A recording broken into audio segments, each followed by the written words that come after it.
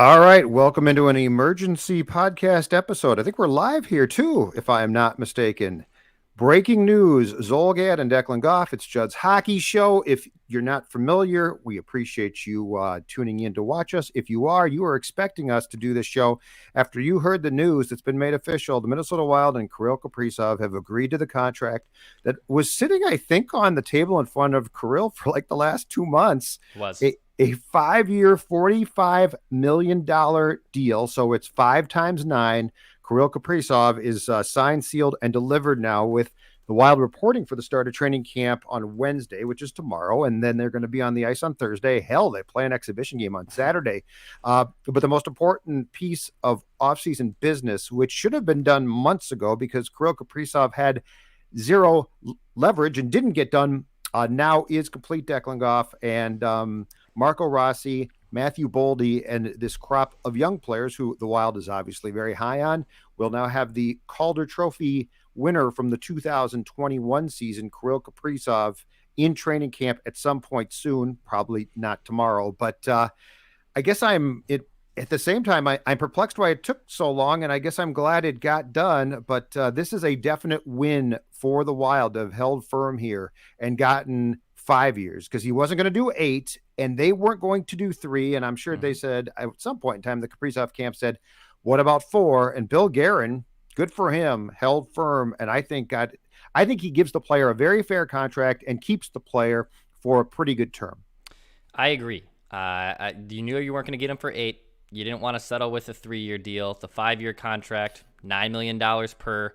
I know that's only a 55-game regular season sample. Doesn't take any genius to realize how damn good he was in those 55 games to realize he's worth this money. It was worth the hype. He got drafted 6 years ago, finally comes over here, and he automatically delivers. He makes, Ryan Hartman look like the top center in the league for the most part in the regular season last year. You still are lacking that, but just his dynamic playmaking, and he is everything that you thought he was going to be. So a 5-year contract worth $9 million per. I'm absolutely okay with that. Couple housekeeping things if you are discovering us for the first time. We are Judd's Hockey Show. That's Judd Zolgad on the right. I'm Declan Goff, the executive producer here at Score North with Mackie and Judd and Purple Daily. If you want, hit that subscribe button. We pump out daily Wild conversations now that the preseason is basically here. Training camp starts in about a little less than 48 hours from now. We bring you multiple, I don't know if it's not daily, 2 to 3 times a week, Minnesota Wild coverage. Judd and I do a full show usually in the middle of the week. We do reaction after games. We sometimes do event line episode. We are Judd's Hockey Show. We're on right here on this YouTube channel, so hit that subscribe. Also, Apple, Spotify, ScoreNorth.com, wherever you get your audio podcasts. And one last thing, Judd Zolgad, 2 months ago, actually a month ago, not 2, my math's bad, St. Cloud State, go Huskies, in August said, 5-year contract, $45 million. And some people maybe even said, oh, is someone listening to the other Michael Russo podcast getting that information? Mike's a good friend of ours. Michael Russo, number 1, friend of the show. I want to point that out. Ours. I do not want to. 2, Judd Zolgad was doing his own investigative reporting as a former lead Vikings beat writer. And Judd, on Write That Down, also said this. So tomorrow in the accountability session, which we do on Mackie and Judd, that's a dinger. That's a dinger right there. So bravo, Judd Zolgad, for absolutely nailing that contract. And this goes back a month plus, and this is the offer that was there, and the Wild was going to hold firm. Like, they were not going to back down. They were not going to back off. They were not going to give this guy 3 years. And you know what? I think that they were very much at peace with the fact he wouldn't take 8 years, but they weren't going to say, okay, we'll half that and give you 4. So this is the ideal contract. I think it's incredibly fair to both sides. And I'm with you, Dex. So Kirill's sample size of games is small. It's 55 games. Last year they played 56, and he was held out of the last game against the Blues. And you know what? The playoffs weren't impressive, but he joins a long line of young players who in their first playoff go round have not been great. All of that being said, I am still convinced this is the most talented player in franchise history. Gabrick is second. This guy is first. And so I think that this compensates him well. And I never got the impression that this was truly a battle of financial wills. I think that, Dex, this was a battle of term. And, when I'll go back to what I've said quite a bit, when Kirill didn't come here for 5 years, because he was drafted 5th round 2015. When Mm-hmm. he didn't come here for 5 years, which was his right. And by the way, because he didn't, when he showed up last year at age 24 and was fantastic, the KHL experience helped him, but he forfeited the right to have leverage in this negotiation because he had no service time. And good for Bill Guerin for drawing a line very much in the sand here and saying, okay, dude, you're really good. We really want you. We will compensate you very fairly, which they're going to.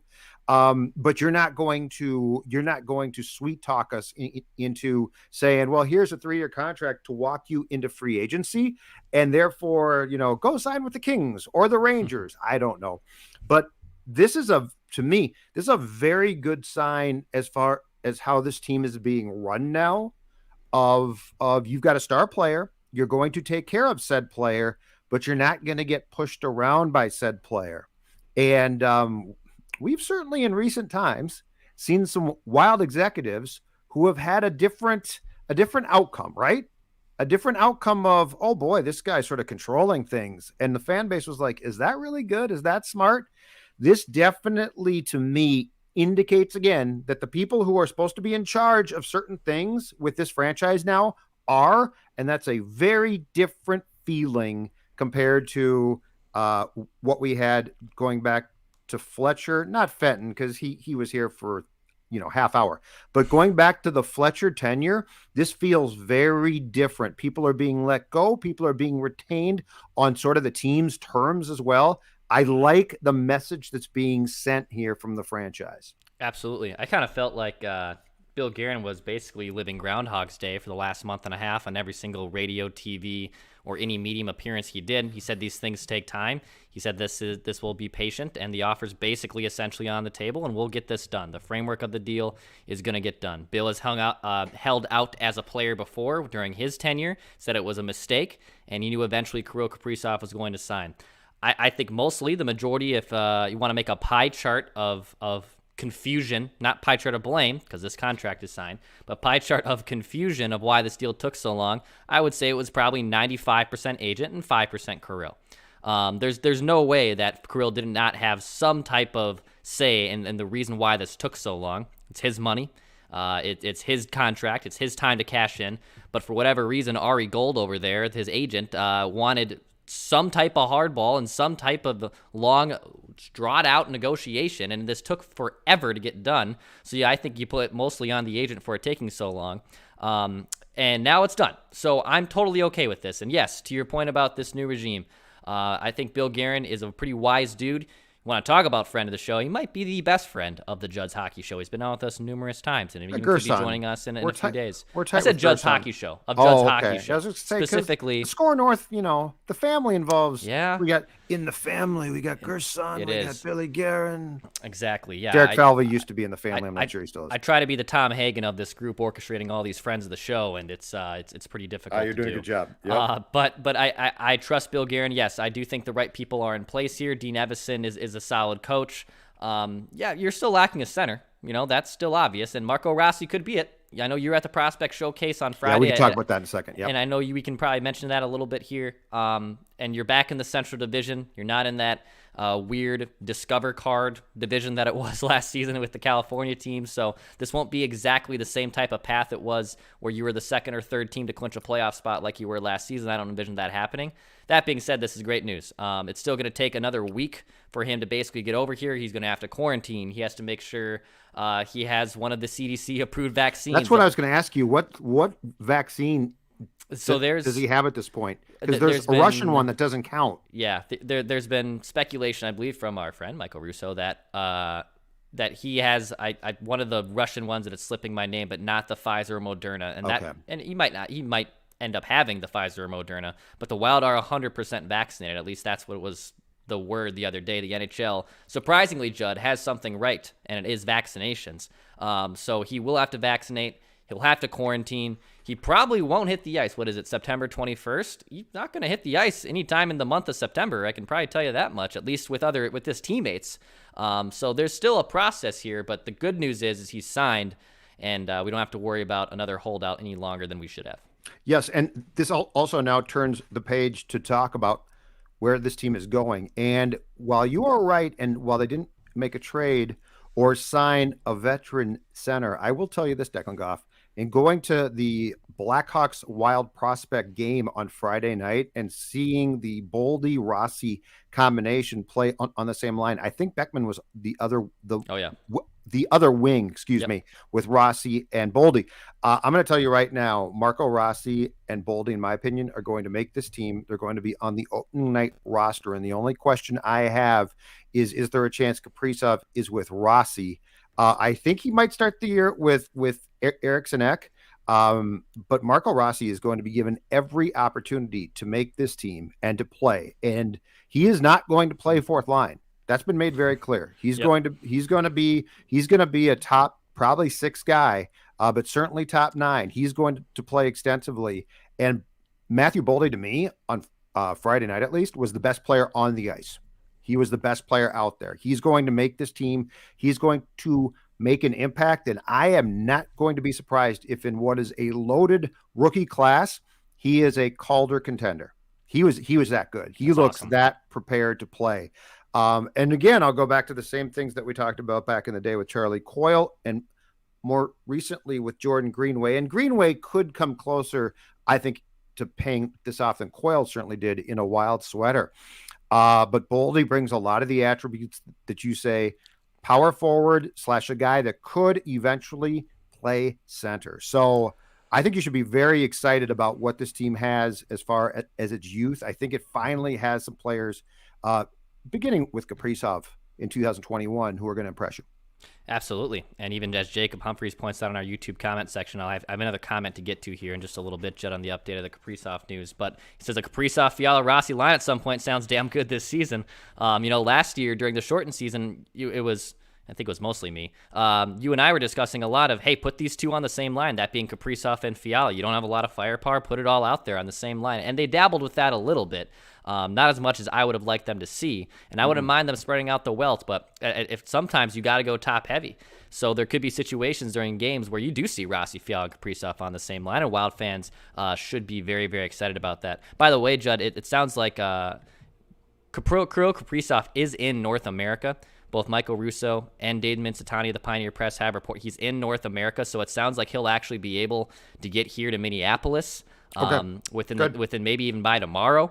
But then he still will have to do some type of isolations. I think he can do some type of drills if he is indeed vaccinated, but he still has to do the quarantine, or he might have already got the quarantine of North America part out where he had to sit here for 7 days. Unbeknownst to us. So that to me kind of tells like Kaprizov knew about a week ago that, all right, I'm just going to get over here, and by the time I'm done with this quarantine, he called up the agent or hell, maybe he called up Guerin himself and just said, all right, yeah, I signed this deal. I know what it is. Sign the deal. Stop going through him. Yeah. But I mean, he had complete control the entire time, and I don't know what the agent told him he was going to get, but it clearly was a promise that, we were saying a month ago, you're not going to get what you think. Like, it's not going. The Wild has no incentive to cave here, and so Kaprizov at some point probably said, "I played 55 games. I'm really, really good." But I'm going to have to go back there and play. And what am I going to do? Not play? Mm-hmm. That's the thing, is his options were very simple. You play for the Wild or you play in a beer league, and that's it. So, yeah. So he at some point almost certainly had to call the agent and say, get this done, get something done. But yeah, it's going to be, so if he's in North America, he's probably going to be in the camp tomorrow, and then if he's vaccinated properly, on the ice next week or so. So yeah, no, this is absolutely a win in every way. If you're a Wild fan, this is great news. This is fantastic, because we didn't know exactly how long this was going to take. It certainly appeared as of this morning, partially because we didn't know Kirill Kaprizov's whereabouts. It certainly looked like this might take some time to get done. So yes, if you are Bill Guerin, you are popping champagne right now. You are very, very pleased. And yeah, the nice thing now, Judd's Hockey Show can focus on line combinations. Yes, one of our favorite topics. It can focus on who's going to play with whom and what are they going to do and who's going to make this team and who's going to be on the third line and the fourth line, instead of, a star player who's not playing. And as sports fans in the state too, as Minnesota sports fans, we need this. I mean, we just saw a guy miss a bleeping field goal. Ugh. The Twins are terrible. The Wolves have made the playoffs. I think it's once in like 18 years. And Kirill Kaprizov was about to not be a training camp. Give me a break. We needed some good news, and we finally got this. And now we could talk about the possibility of Kaprizov with Eriksson Ek or with Rossi, Boldy with Rossi.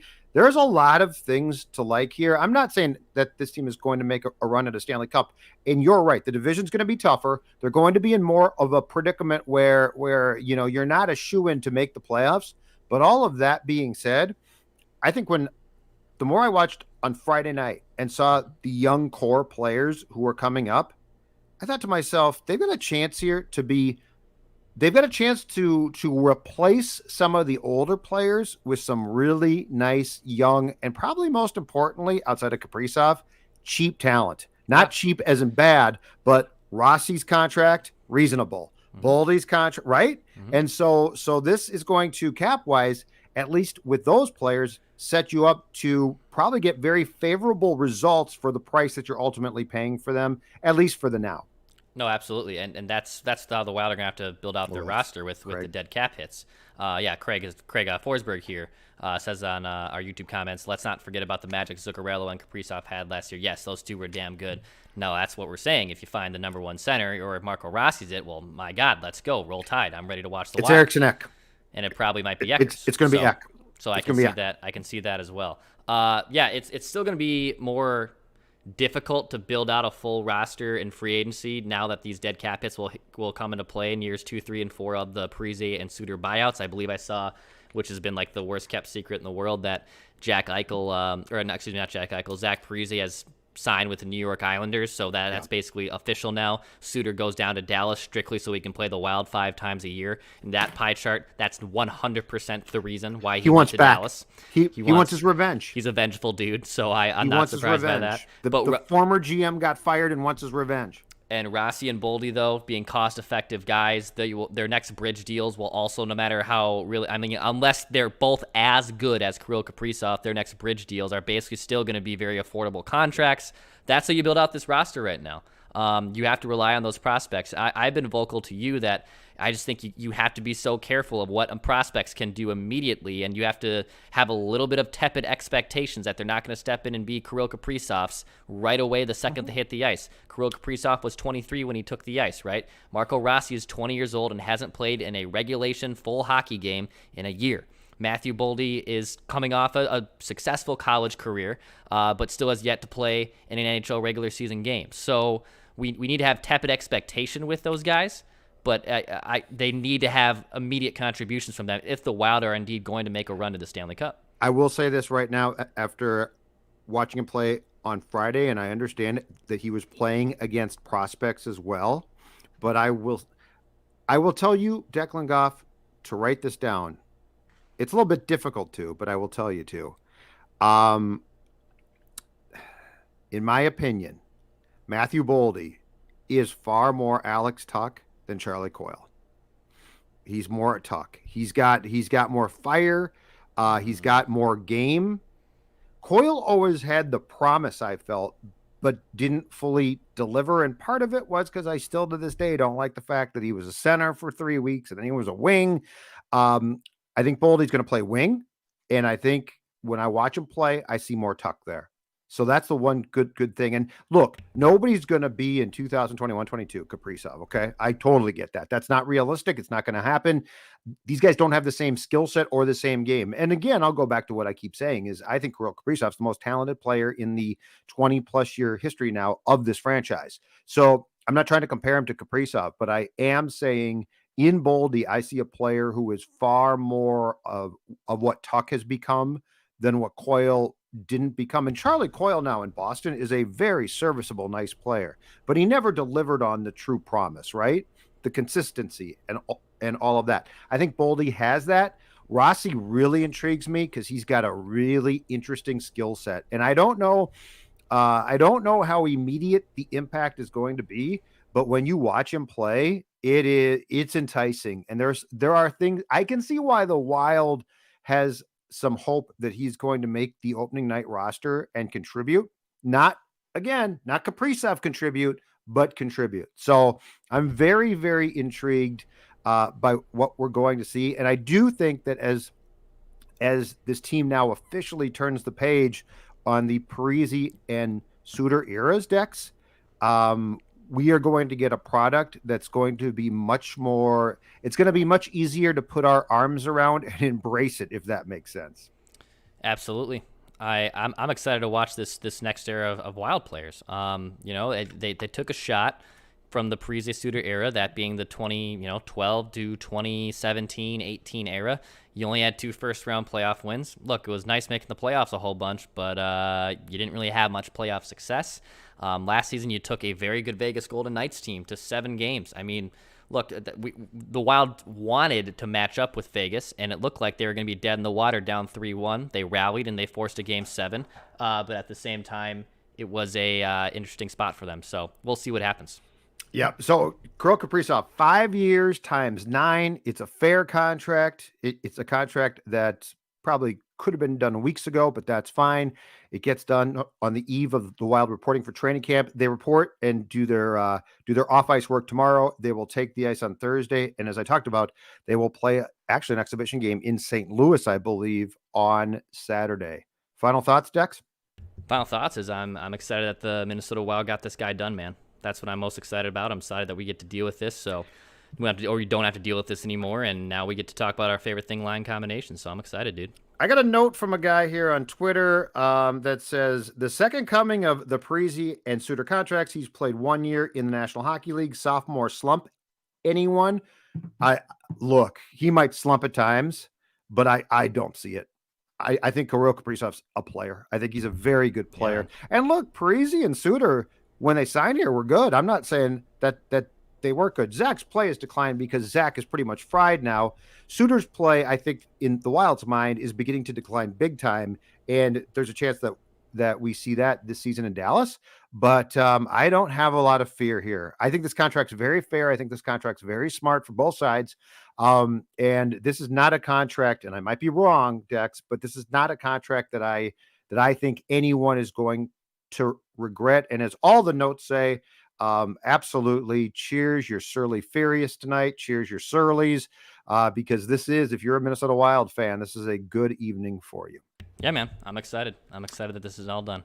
All right, let's go now and be back tomorrow for Mackie and Judd Purple Daily, and I have a feeling we might also have another Judd's Hockey Show, doing some work on that just around the corner. Appreciate all of you who watched us live or tune in for the eventual podcast. I'm Judd. He's Declan. Pass, shoot